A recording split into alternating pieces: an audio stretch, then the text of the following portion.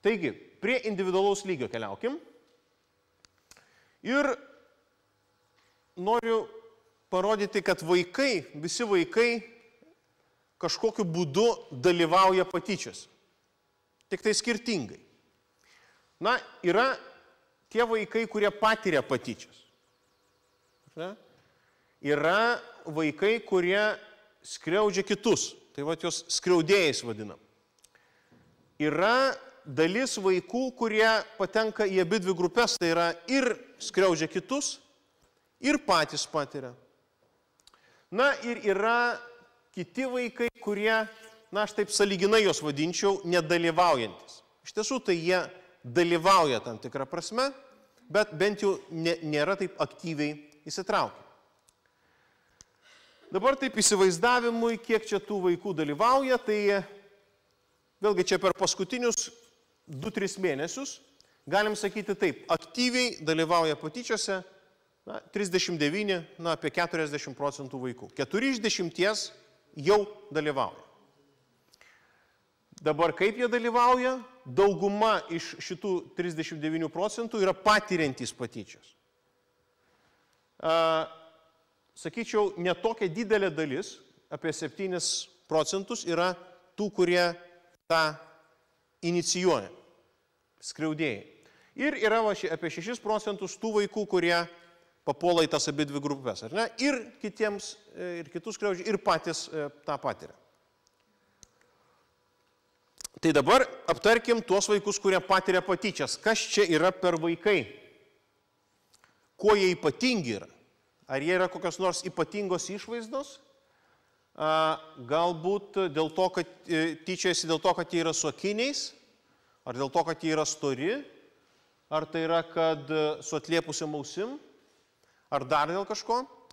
Kartais žmonės taip galvoja, kad ir vaikai, sakyčiau, pakankamai dažnai taip galvoja, kad tyčiojasi iš manęs dėl to, kad aš esu kitoks.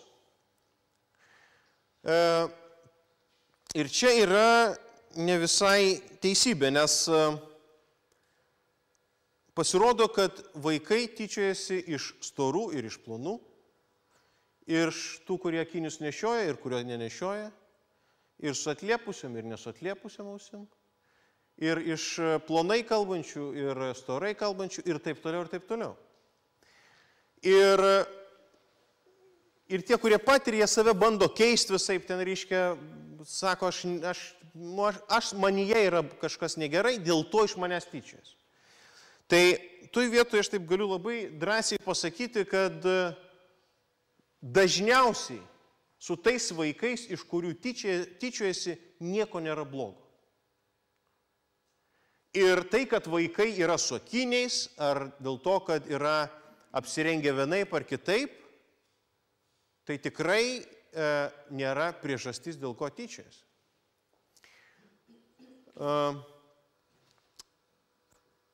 Ir, sakyčiau, visą dėmesį mes turėtume nukreipti į tuos vaikus, kurie tą daro. Nes juose yra visa paslaptis.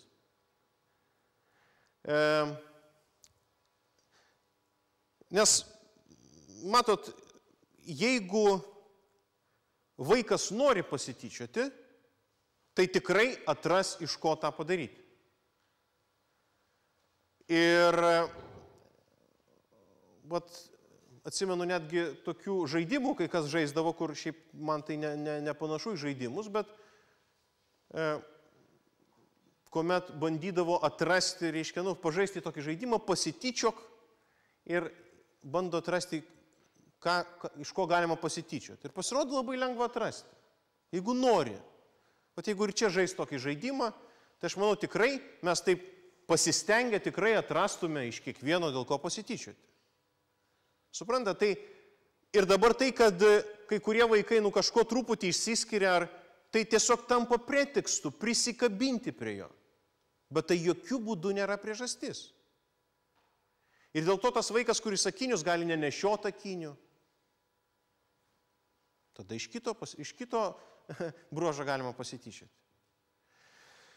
Tai aš noriu, taip matot, labai aiškiai tą dėmesį nukreipti nuo tų vaikų, kurie patiria, kad mes juose neieškotume kažkokių bėdų ir nebandytume juos remontuoti, keisti, sakyti, matai, tu negerai kažką darai ir panašiai. Jeigu eini gatvė ir tave užpuola, tai čia lygiai tas pats, kas kaltint, kam tu ėjai vakare gatvė.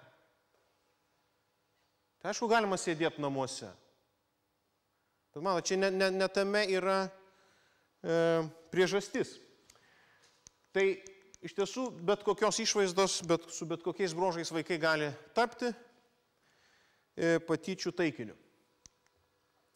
Na ir čia yra tokia iliustracija vieno straipsnio, kur aš truputį išėmiau tokią identifikuojančią informaciją, bet buvo straipsnis apie tai, kaip vienam vaikui padarė operaciją ir taip skambiai teigiama, kad operacija išvadavo paauglį nuo bendramžių patyčių. Vėlgi, nežinau, kaip ten buvo ir nežinau, ar tas žmogus, kuris rašė, tikrino, ar iš tiesų nesityčiojo iš to vaiko, bet čia yra vienas iš pavyzdžių, kai operacijos yra daromos tam, kad nesityčiotų, nes labai yra, galvoju, pakeisti savo išvaizdą ir tada staiga liausis. Na, galbūt pasitaiko tokių situacijų. Aš, kaip čia pasakyti, tikrai negaliu garantuoti, kad tas nepadės, bet čia yra toks labai atsitiktinis dalykas, kad operacijos, reiškia, padėtų išvengti tos agresijos. Gerai, kokie tie vaikai, kurie patiria patyčias? Iš tiesų galima truputį juos aprašyti. Tai vienas labai svarbus bruožas pasirodo, kad šitie vaikai yra jautresni paprastai už kitus mokinius. Jie lengviau gali pravirkti, pavyzdžiui.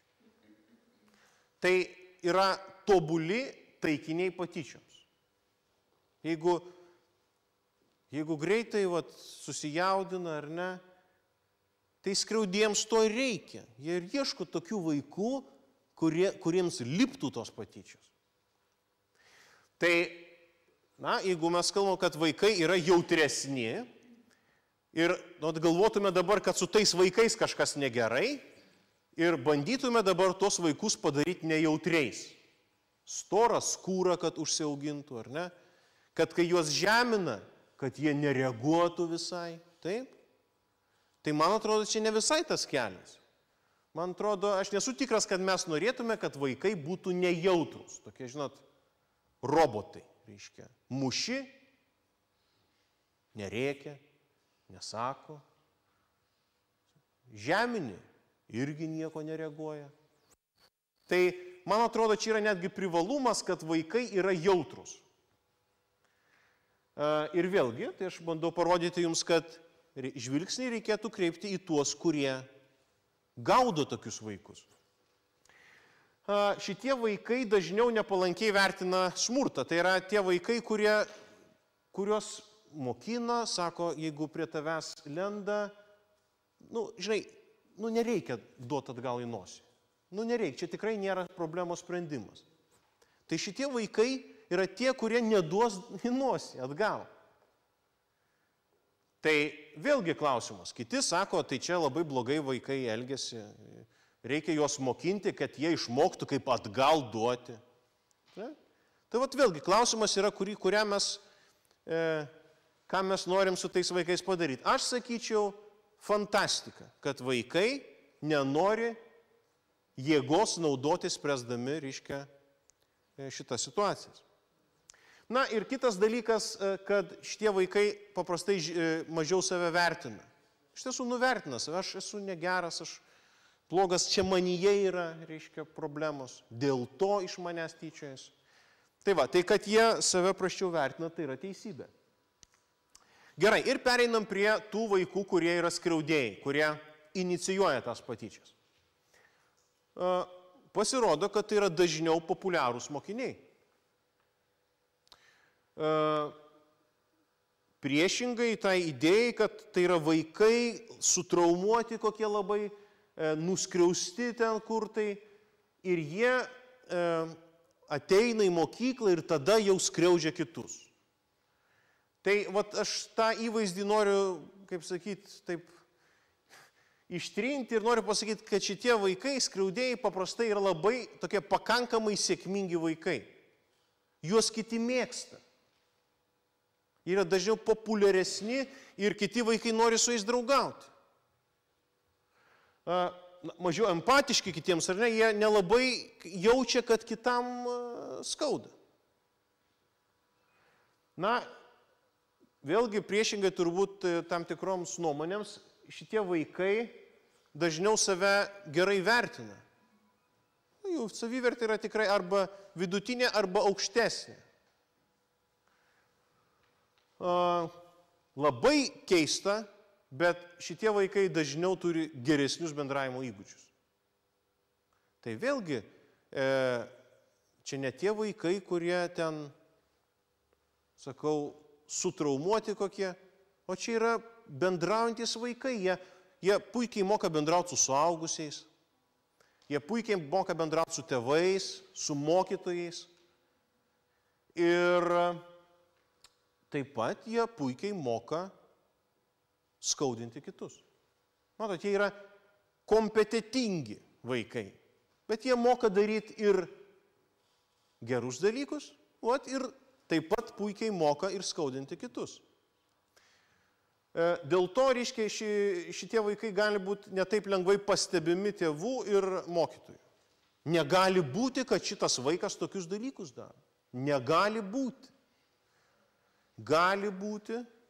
Tiesiog jisai moka puikiai save pateikti, jis moka puikiai parodyti mokytojams, koks jisai yra gabus, kaip jis moka bendrauti su kitais vaikais ir taip toliau, bet jis, kai nemato suaugę, jis daro pakankamai skaudžius dalykus kitiems. Taip, ar ne, ir jaučia poreikį dominuoti. Na va, ir prieinam prie tos trečiosios grupės, kaip minėjau, tai yra vaikai, kurie ir skriaudžia kitus ir patiria patyčias. Tai čia iš tiesų yra jau, sakykime, tokia tikrai, sakyčiau, labiau probleminė vaikų grupė. Čia yra tie vaikai, kur juos paerzini ir jie labai supyksta, duoda atgal, tada vėl gauna atgal ir tada sako, matai, pats kaltas, lindo, gavo, tada mes sakom, tikrai, matai, lindo, gavo, viskas tvarkoj. Tai jie tokie, provokuojantys, sakytume, ar ne, lyg tai provokuoja ir tada sulaukia prieš save tos agresijos.